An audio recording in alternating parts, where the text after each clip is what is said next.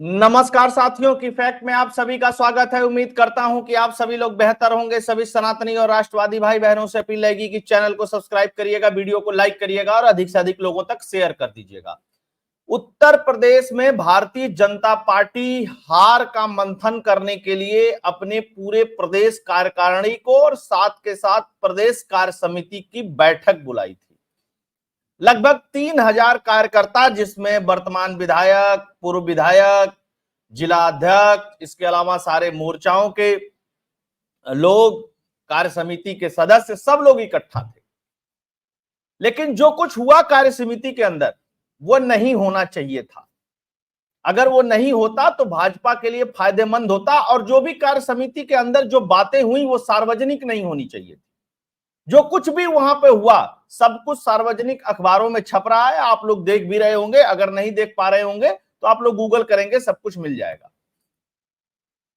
एक ये अफवाह है कि या सच है, जो भी हो, लेकिन एक बात बहुत तेजी से लखनऊ में चली। चूंकि मैं लखनऊ में ही बैठा हुआ हूं इसलिए इस बात को कह रहा हूं कि योगी आदित्यनाथ जी को हटाने का पूरा प्लान बन चुका है। आप याद करिएगा, चुनाव के समय अरविंद केजरीवाल ने भी ये बात कही थी। उत्तर प्रदेश में भाजपा हार गई। हार क्या गई? सीटें कम हो गई, काफी कम हो गई। उसका ठिकरा किसके सर पे फोड़ा जाए, इस बात को लेकर के इस कार्य समिति में मंथन हुआ। बहुत तू मैं भी हुआ। भारतीय जनता पार्टी के मंत्री हैं एक अनिल राजभर, वो ओम प्रकाश राजभर वाले नहीं है, भाजपा के अपने हैं।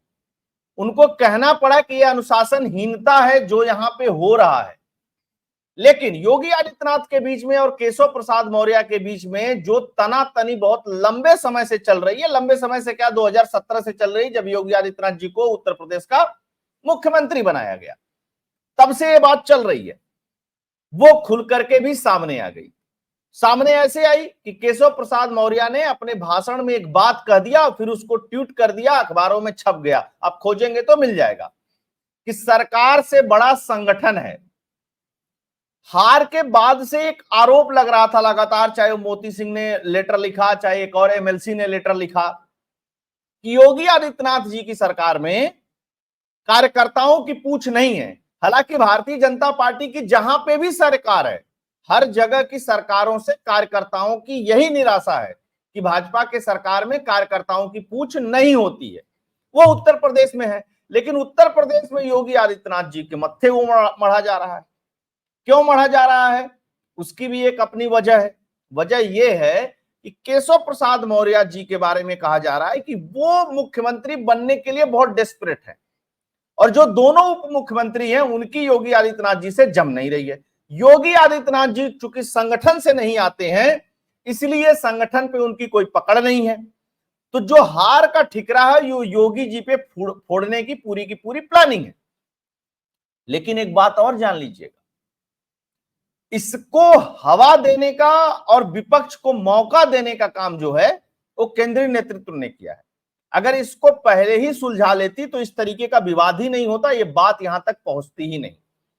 केशव प्रसाद मौर्य ने जैसे ही कहा कि सरकार से बड़ा संगठन होता है, सुनने में अच्छा लगता है, लेकिन इस बात को इस तरीके से देखा गया कि ये योगी आदित्यनाथ पे डायरेक्ट हमला है उनके ऊपर। अब तो जैसे केशव प्रसाद मौर्य ने इस बात को कहा, उसके बाद बीजेपी के बहुत सारे संगठन के कार्यकर्ता केशव प्रसाद मौर्य के हां में हां मिलाने लगे। अब बारी थी योगी आदित्यनाथ जी की। योगी आदित्यनाथ जी ने कहा कि यह हार जो है वो अति आत्मविश्वास की है। जेपी नड्डा मौजूद हैं, विनोद तावड़े मीटिंग में मौजूद हैं, सारे बड़े नेता मौजूद हैं, राष्ट्रीय अध्यक्ष जेपी नड्डा। वहां पे योगी आदित्यनाथ जी क्या कह रहे हैं? वो कह रहे हैं ये हार अति आत्मविश्वास की हार है। और एक और बात की तरफ इशारा कर दिया। वो बात क्या थी? याद रखिएगा, जेपी नड्डा जी ने एक बात कहा था कि अब हम बहुत मजबूत हो गए, हमें आरएसएस की अब जरूरत नहीं है, पहले जरूरत पड़ती थी। इस बयान की बहुत आलोचना हुई थी।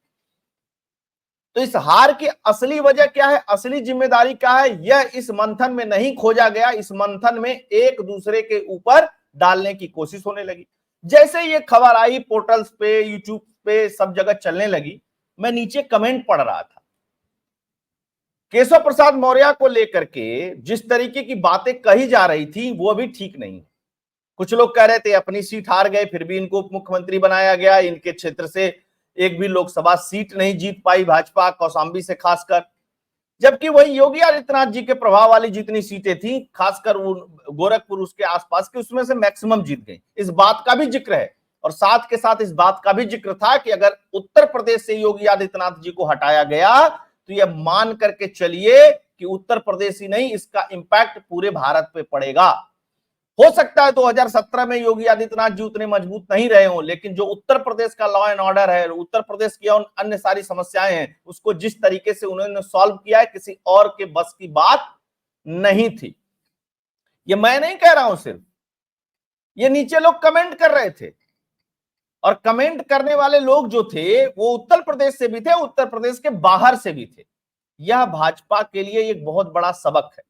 और उत्तर प्रदेश की जो रोज प्रॉब्लम उठती है, हर महीने, हर 15 दिन पे, हर 20 दिन पे मीडिया के गलियारों में, राजनीतिक गलियारों में चर्चा रहती है कि अब योगी जी को हटा दिया जाएगा, अब योगी जी को हटा दिया जाएगा।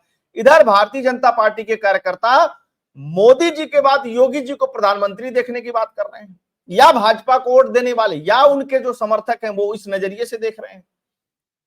तो या तो फुल फ्लैश से फाइनली हो जाए कि केशव प्रसाद मौर्य जी को उप मुख्यमंत्री से हटा करके मुख्यमंत्री बनाया जा रहा है, अदरवाइज योगी आदित्यनाथ जी को छेड़ने का मतलब है कि बहुत दिक्कत और बहुत समस्याएं होने वाली है। इस हार की जवाबदेही में 2-3 कड़ी लोग भूल रहे हैं। जो उत्तर प्रदेश के प्रदेश अध्यक्ष बनाए गए थे, उन्होंने जिस तरीके से जिला अध्यक्षों का ट्रीटमेंट किया और सरकार के साथ काम करने में एक बाधा उत्पन्न की, वो उत्तर प्रदेश से भारतीय जनता पार्टी के जितने जिला अध्यक्ष हैं उनसे अगर पूछा जाए तो साफ साफ पता चल जाएगा। ये मैं कोई अलग से कोई थ्योरी और अलग से कोई कहानी नहीं बता रहा हूं। बीच में एक और कहानी चलाई गई। वो कहानी क्या थी? वो कहानी ये थी कि योगी वर्सेस मोदी का जो नैरेटिव गढ़ा गया, योगी वर्सेस मोदी का नैरेटिव जब फेल हो गया तो योगी वर्सेस अमित शाह का नैरेटिव गढ़ा गया। नैरेटिव गढ़ा जाता है, विपक्ष का काम है, अन्य लोगों का काम है जो भाजपा को नहीं पसंद करते हैं, लेकिन उन नैरेटिव का काट ढूंढना किसका काम है? भाजपा का ही काम है। और भाजपा नहीं ढूंढ पाई, उसका भी एक खामियाजा उत्तर प्रदेश में भुगतने को मिला है। दूसरी सबसे बड़ी बात, एक और बात भाजपा के ही अंदर से चलने लगी कि भैया गुजरात लॉबी हावी हो गई है, ये शाह और मोदी के ही कहने से सब कुछ नहीं चलेगा। इस बात का भी पटाक्षेप करने की जिम्मेदारी जो थी वो भी केंद्रीय नेतृत्व के पास थी। फिर योगी आदित्यनाथ जी ने एक बात और कह दी। उन्होंने कहा कि जब विपक्ष नैरेटिव फैला रहा था तो भारतीय जनता पार्टी के कार्यकर्ता क्या कर रहे थे? भारतीय जनता पार्टी के कार्यकर्ताओं के हाथ में मोबाइल फोन है, वो तो नेताओं को सिर्फ good morning, good evening, happy birthday यही विश करते रहते हैं, और नैरेटिव का काट क्यों नहीं ढूंढ पाए? उस बात की कहानी तो मैं कई बार बता चुका हूं। भारतीय जनता पार्टी के पास इस समय जो कार्यकर्ता हैं, वो जो फेक नैरेटिव फैलाया जा रहा है यूट्यूब के माध्यम से चाहे अन्य माध्यमों से, उसका काट ढूंढने में सक्षम नहीं है, क्योंकि उनके तक सही फीड पहुंचाने का भी काम है। पढ़ना लिखना पड़ेगा ना। कार्यकर्ता तो आपके इस बात में लगे हुए कि फलाने नेता को गुड मॉर्निंग, गुड इवनिंग भेजेंगे तो वहां से कुछ काम निकल जाएगा, वो तो इस चक्कर में लगा हुआ है। कार्यकर्ता को आखिर मिल क्या रहा है? केशव प्रसाद मौर्य की बात एक तरफ ठीक भी लगती है, लेकिन दूसरी तरफ एक बात और है कि उत्तर प्रदेश में केशव प्रसाद मौर्य उप मुख्यमंत्री हैं, चाहे योगी आदित्यनाथ जी मुख्यमंत्री हैं, चाहे इनकी सरकार है, तो वह इसलिए है कि कार्यकर्ताओं ने जिता करके भेजा है, कार्यकर्ताओं ने मेहनत किया है। एक और कहानी निकल करके आई इसी सब चीज के बीच में। वो कहानी ये थी कि योगी आदित्यनाथ जी ने जो टिकट बंटवारे में 25-26 की या 30-35 की जो लिस्ट भेजी थी, उस पे गौर नहीं किया केंद्रीय नेतृत्व ने। अब ये कहानी कहां से आई, सही है कि गलत है, ये तो भाजपा ही बता सकती है या उनका इंटरनल सिस्टम ही बता सकता है, लेकिन ये मजाक का पात्र बन रहा है उत्तर प्रदेश में। अखिलेश यादव चुटकी ले रहे हैं, तो कहीं राहुल गांधी के कांग्रेस पार्टी के प्रदेश अध्यक्ष जो हैं अजय राय, वो चुटकी ले रहे हैं, तो कोई कह रहा है बस बस अब भाजपा का ये अंतिम दौर चल रहा है। लेकिन 3-4 चीजें, 5 चीजें जो हैं जिसको दुरुस्त करना बहुत जरूरी है। एक एमएलसी साहब ने इस पे लेटर भी लिखा योगी आदित्यनाथ जी को। उत्तर प्रदेश में जो शिक्षकों के अटेंडेंस का मुद्दा है उसको सॉल्व करना जरूरी है। उत्तर प्रदेश में जो गायों को लेकर के एक नैरेटिव चल रहा है उसको भी काउंटर करना जरूरी है, काउंटर करना जरूरी है, प्लस उसका निस्तारण करना भी जरूरी है। तीसरी सबसे महत्वपूर्ण बात है कि प्रशासन पे भी अंकुश लगाना जरूरी है। मैं ये तो नहीं कहता कि पूरे प्रदेश में प्रशासन कोई खराब काम कर रहा है, लेकिन कई जगह पे जब बीजेपी के कार्यकर्ताओं का उनकी सरकार में उत्पीड़न होता है तो फिर उनको पीड़ा होती है और अगल बगल वाले भी मजा लेते हैं। अच्छा, तू तो बीजेपी का कार्यकर्ता, तेरे साथ ही ऐसा हो गया। उस बातों पे भी अमल होना चाहिए और उस बातों पे अमल करने का काम योगी आदित्यनाथ जी का है, क्योंकि वो मुख्यमंत्री हैं। केशव प्रसाद मौर्य ने जब इतनी सारी बातें कही तो योगी, उसके अलावा एक बात और आई जो संजय निषाद ने कहा, जो निषाद पार्टी के अध्यक्ष हैं। उन्होंने एक बहुत अच्छी बात कही कि शासन और प्रशासन में जो समाजवादी पार्टी मानसिकता के लोग हैं या जो बसपा के मानसिकता के लोग हैं, वो चाहते हैं कि भाजपा का कार्यकर्ता प्रताड़ित हो, और जब वो प्रताड़ित होगा तो भाजपा को छोड़ेगा, इससे भाजपा का नुकसान होगा। इस बात को मैं बहुत कई बार कह चुका हूं। पुलिस में भी है उस मानसिकता के लोग। ऐसा थोड़ा ही ना कि शासन प्रशासन में जो सब सरकार के मानसिकता के हो जाते हैं, बिल्कुल नहीं, ये संभव ही नहीं है।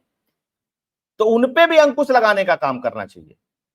ऐसा नहीं है, बहुत सारे विधायकों और मंत्रियों की यह शिकायत है कि अधिकारियों को फोन करो तो अधिकारी फोन नहीं उठाते हैं। यह योगी आदित्यनाथ जी को, अगर ये इसमें सच्चाई है, अगर ये बात हकीकत है, तो उनको इस बात को सट आउट करना चाहिए। लेकिन मुझको लगता है कि संगठन और सरकार अगर दोनों मिलकर के इस मसले को नहीं सुलझाती है, तनातनी में कि मैं बड़ा नेता, तो आप मान करके चलिए 2000, अब ये उपचुनाव तो भूल जाइए, 2027 की जो राह है वो बहुत कठिन हो जाएगी। योगी आदित्यनाथ जी का लॉ एंड ऑर्डर, ये सब सारी चीजें, सारी व्यवस्थाएं ठीक है, उनको हटाया तो भी कठिन हो जाएगी।